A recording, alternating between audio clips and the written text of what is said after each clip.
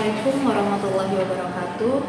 Salam sejahtera bagi kita semuanya. Perkenalkan, saya Rici Sofiana Pratika, dosen tetap di program studi teknik kimia Politeknik Teknologi Kimia Industri Medan. Video ini merupakan bagian dari pernyataan diri dalam unjuk kerja Tridharma Perguruan Tinggi atau PDD UKT-PT untuk sertifikasi dosen tahun 2026, khususnya dalam aspek pengajaran. Pada kesempatan ini, saya akan menjelaskan secara singkat mengenai mata kuliah kimia fisika, mata kuliah yang saya ampu, dengan kode mata kuliah KDKF 1002. Mata kuliah kimia fisika merupakan mata kuliah wajib yang diperuntukkan untuk mahasiswa semester 1 Prodi Teknik Kimia dengan bobot 2 SKS.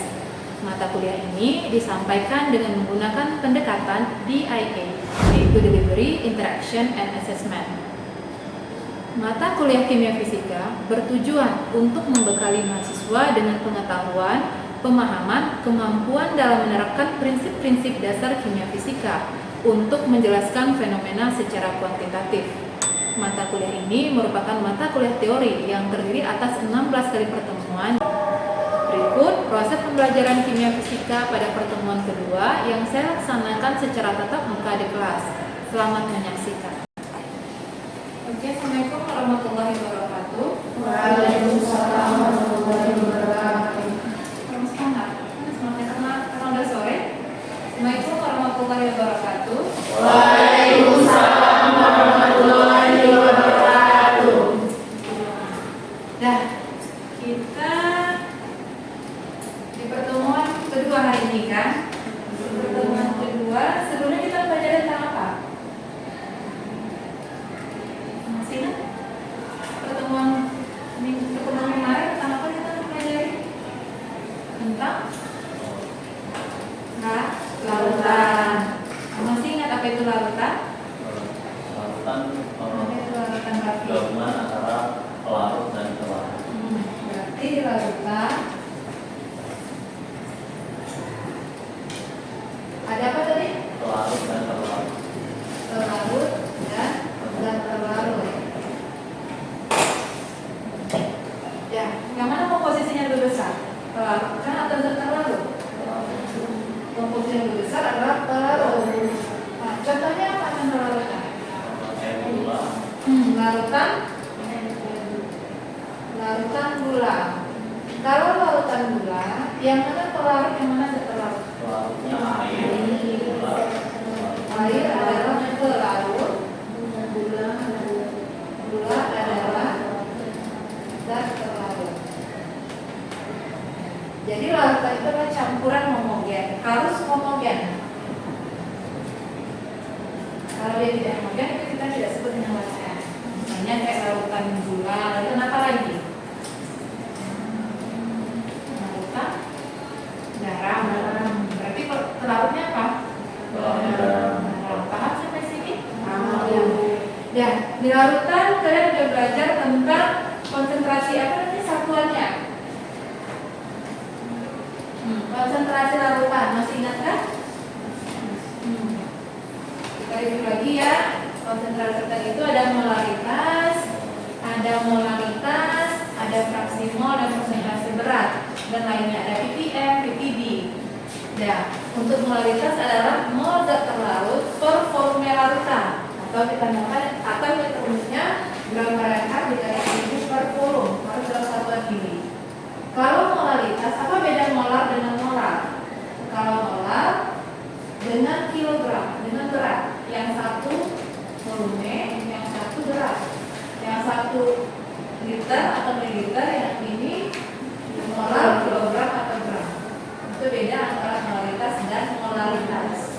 Terus fraksi mol Na per Na ditambah Nb. Dimana misalkan tadi yang Na-nya terlarut, B-nya pelarut, konsentrasi berat gram per gram. Ini paham? Untuk merimain lagi, coba bisa mengerjakan ini. Dan bisa mengerjakan hitunglah molaritas larutan yang dibuat dengan larutan C2H5OH 4,6 gram dengan air 46 dalam kait 500 molaritasnya? Dan bisa jawab? Nabira, coba kita sudah cepat.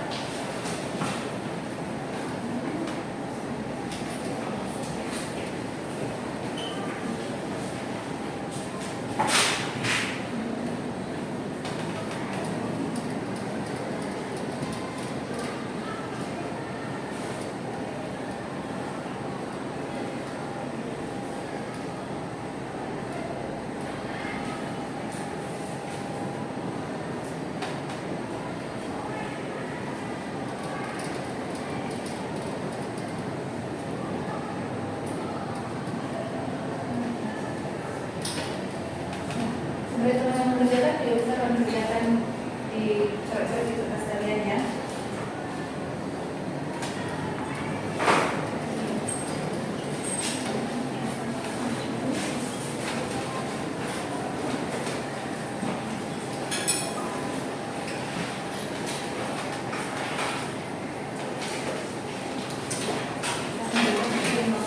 Dan gimana jawaban temannya? Yang mau kita cari apa? Molar. Molaritas itu M besar ya. M besar tadi rumusnya apa? Gram per ml dikali 1000 per molar. Mili. Dalam satuan harusnya ini dalam mililiter. Pelan-pelan. Nah, berarti yang kita kan 4,6 tadi massa dari C2H5OH. MR-nya 46 1000 per 500 mili. Makanya 46,1 kali 2 sama dengan 0,2. Satuannya apa? M besar. Molaritas 0,2 M besar. Kalau untuk molaritas itu M kecil. Sampai sini paham? Yang mau ditanyakan? Next. Dan coba lagi kita cari yang soal kedua. Berapakah fraksi mol glukosa dan fraksi mol air dalam larutan yang dibuat dengan larutan 90 gram glukosa ke dalam 360 gram air?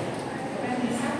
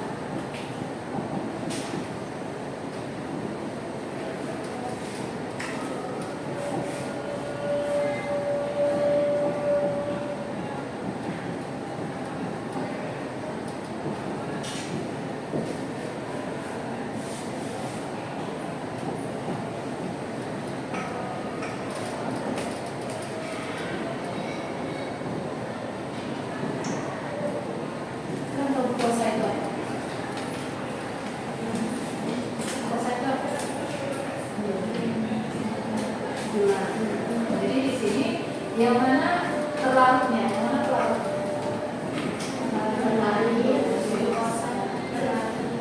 Terlarutnya apa tadi? Glukosa.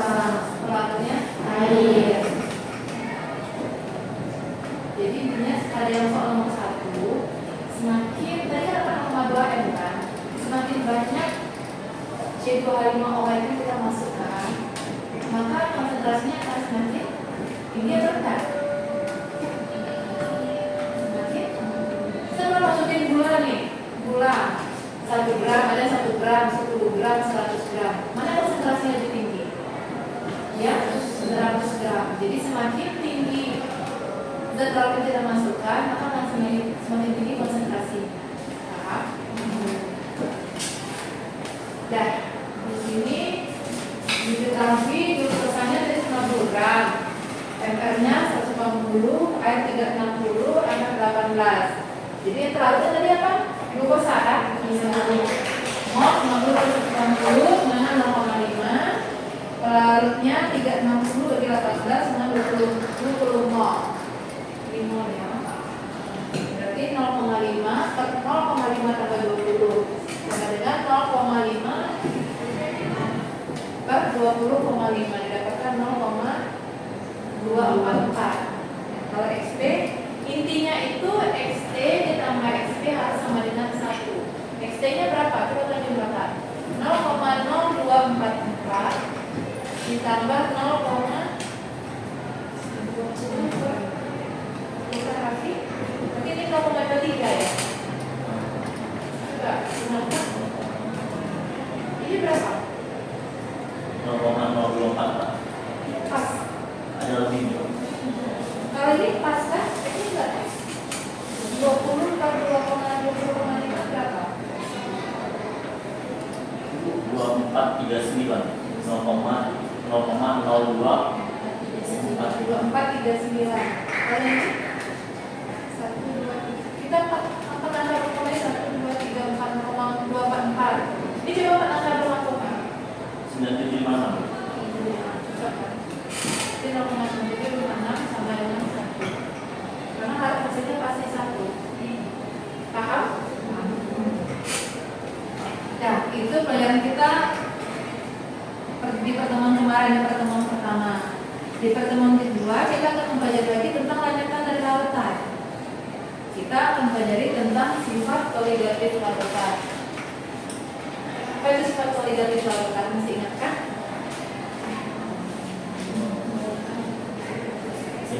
Presentasi Pak. Sifat larutan yang hanya dipengaruhi oleh jumlah atau konsentrasi dari zat terlarutnya. Jadi dia tidak homogenis. Jadi contohnya apa? Ada 4 kan? Pertama apa? Penurunan tekanan uap. Kedua, kenaikan titik didih. Keempat, penurunan titik buku dan tekanan osmosis. Apa contoh sifat koligatif larutan dalam kehidupan sehari-hari? Contohnya gini, kalian merebus air. Contohnya ini dikalikan titik didih ya. Kalian merebus air. Setelah kalian tambahkan, sama katakan glukosa akan tambahkan. Apakah suhunya meningkat atau turun? Menurut analisa Anda gimana? Akan meningkat, karena kalian akan menambah beban air. Misalkan gini kasarnya, ini larutan, ditambah masih turun. Apakah suhunya lebih panas atau enggak?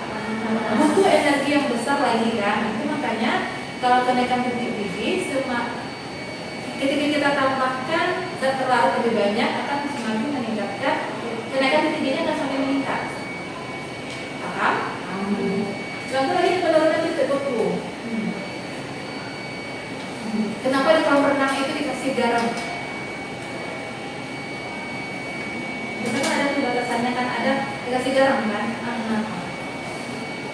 Kan berarti di kolam renang itu ada keluarnya apa? Keluarnya air. Zat terlarutnya garam. Kenapa kita tambahkan garam? Iya kan? Biasanya kan di kolam renang itu ditambahkan garam. Kenapa? Itu ada sifat penurunan tekanan uapnya. Karena dengan kita tambahkan garam, maka massa jenis air akan semakin tinggi. Makanya ketika tenggelam orang akan mengapung. Itu prinsip kenapa ini aplikasi dari penurunan tekanan uap. Contoh lagi kalian pakai apa? Pakai skincare kalian yang untuk apa? Pelembab. Kenapa harus ditambahkan glycerin kan yang rata-rata digunakan pelembab? Kenapa? Karena glycerin itu bisa menurunkan tekanan uap pada di kulit kalian, tekanan uap air pada kulit kalian. Makanya tidak mudah menguap. Kalau sehingga akan menurunkan tekanan uapnya. Jadi kan kita tambahkan glycerin. Itu makanya kita tambah glycerin kulit kita terasa lembab. Karena akan tekanan uapnya akan turun. Paham? Dah. Ini kan berarti udah dapat gambaran tentang penurunan tekanan uap. Intinya karena tadi dipengaruhi oleh konsentrasi partikelnya, maka makin besar konsentrasinya, maka akan makin besar pula sifat koligatifnya. Dan contohnya di sini, tekanan uap jenuh. bertambah jika suhu dinaikkan. Jadi ini ketika ini keadaan awal, kan ini menguap. Apa beda menguap dengan mendidih? Kondisi sampai tidak Kenapa air yang kita tumpahkan itu bisa mengering tanpa perlu kita didihkan? Karena itu ada prinsip dari tekanan uapnya. Nah, jadi tidak perlu suhu 100 ketika kita berikan air di terjatuh itu akan dia akan menguap sendiri tanpa perlu mendidih pada suhu 100. Nah, di sini saya dalam membentuk akan mengadakan keseimbangannya dengan uap jenuhnya. Inilah. Karena ada yang menguap kan ada yang mengembun kan. Jadi tekanan uap jenuh itu di mana tekanan yang menguap sama dengan yang mengembun itu tekanan uap jenuh. Oke.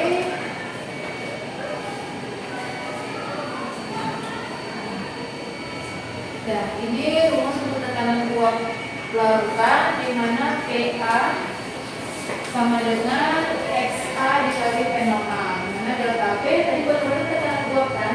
Berarti P pelarutnya lebih tinggi dibandingkan dengan P larutannya. Maka P pelarutan sama dengan X pelarut dikali P pelarut. Paham?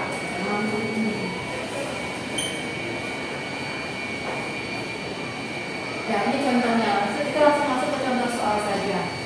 Pertama, tekanan uap air pada suhu 100 derajat Celcius adalah 760 mm Hg. Berapakah tekanan uap larutan glukosa? 18% pada 100 derajat Celcius. Di sini yang mana kita terima dulu pelarutnya apa? Air.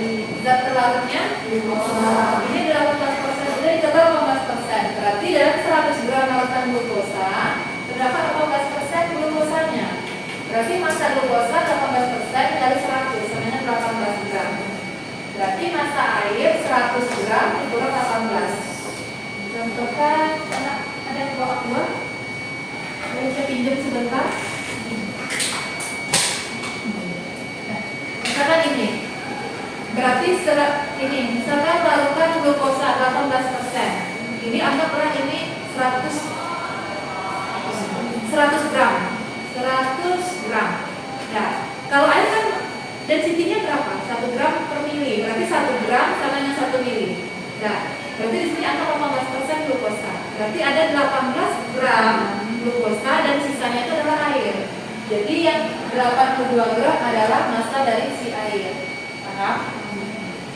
Terus kita cari molnya lagi. Berarti kalau glukosa FR-nya 180. 18 per 180 dengan 0,10 dan mol air 82 gram ya, ini tadi kan?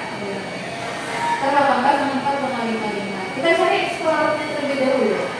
X pelarut sama dengan 4,5. Pelarut yang mana? Air kan? Berarti 4,55 per 4,55 ditambah 0,1 dikali tekanan uap air dari 100 760. Dapat 760 sama dengan 743,6.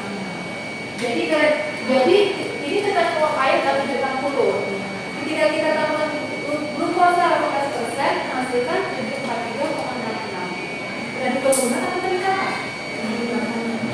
Penurunan dari 760 ke 743,66.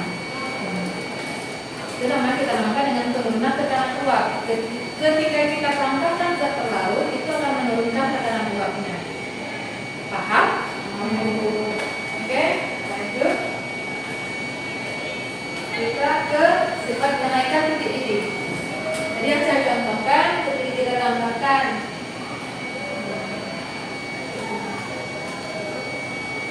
ini titik ini. Titik ini air berapa? Aku sejak Celcius.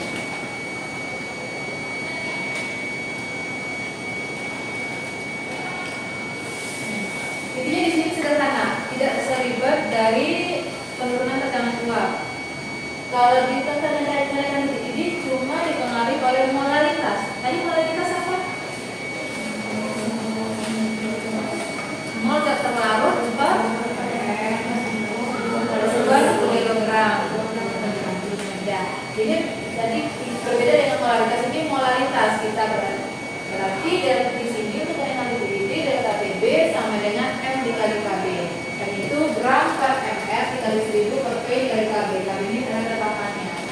Delta TB-nya bagaimana? Kenaikan titik didih, berarti delta T berarti T1 dikurang T0. Ketika kita tambahkan ini misalkan TB0 berarti titik didih air. TB larutan, setelah kita tambahkan TB1, kita misalkan TB0 sama TB1. TB1 lebih tinggi atau lebih rendah? Lebih tinggi, karena dari kenaikan. Ketika kita tambahkan zat terlarut, maka akan terjadi kenaikan titik didihnya. Nah, langsung kita masuk ke contoh soal saja. Ini contohnya. TB delta TB sama dengan TB larutan dikurang TB pelarut. Oke? Dan di sini tentukan titik didih dan titik kumpul larutan yang mengandung 18 gram glukosa dalam 500 gram air, di mana KB airnya adalah 0,52. Ya, sederhana tadi kan, kita cari molalitasnya terlebih dahulu. Berarti 18 gram per 180 dikali 1000 per 500 gram. Nah, itu dapat M-nya, maka M-nya didapatkan 0,2 M kecil, bisa 0 per kilogram, bisa M kecil. Maka kita cari delta TB sama dengan M kali KB, 0,2 M dikali KB-nya 0,52. Didapatkan delta TB-nya 0,104. Titik didih larutannya sama dengan titik didih pelarut ditambah delta TB 100 ditambah 0,104 sama dengan 100,104. Jadi ketika kita tambahkan 18 gram glukosa akan meningkatkan titik didihnya dari 100 menjadi 100,104. Jadi kesimpulannya gimana kamu kalian?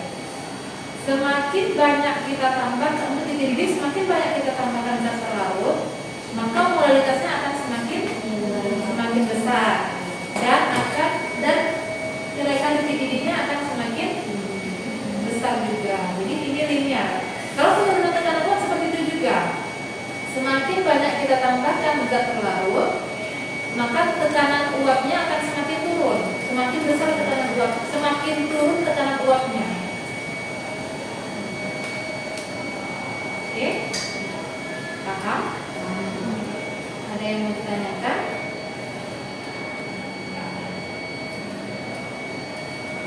Paham? Ya. Kalau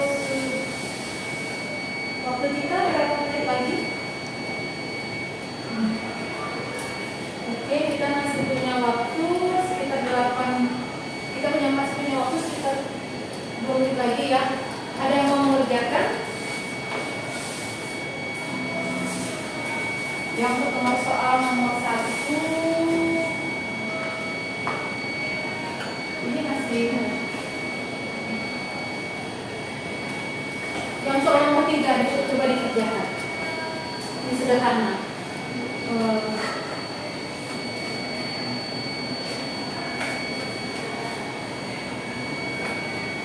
Ini kita ganti aja NaCl itu sama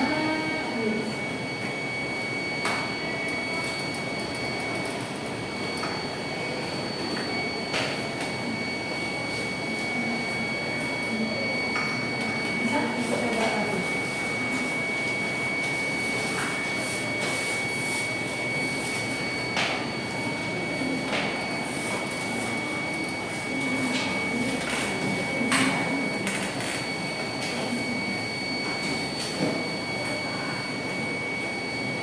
Kalau ada yang kurang paham, boleh ditanyakan. Silakan. Paham? Nadira? Paham?